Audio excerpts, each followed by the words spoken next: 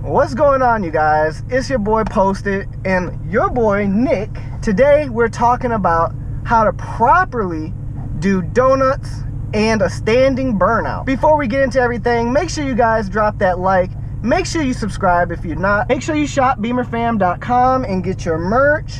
Alright, so for me, doing donuts, very easy. You can do them a couple different ways. You can have the car in a low gear like first and quickly turn the wheel, pump the gas, and start sending it around.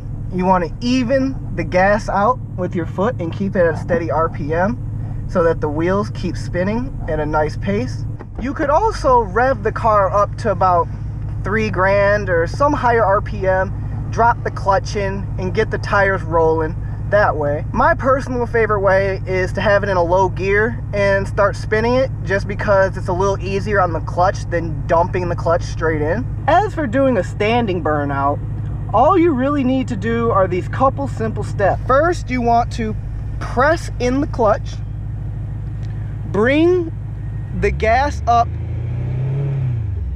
to 3,000 RPM, and at the same time you want to hold the brake as you do that, like so.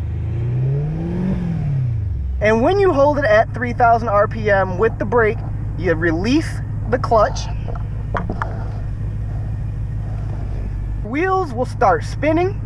You can control how fast or slow you want to go in the car by slowly releasing the brake or applying pressure to the brake and keeping the gas going. Some people like to switch their foot from the clutch to the brake and have one foot on the brake and one foot on the gas to control.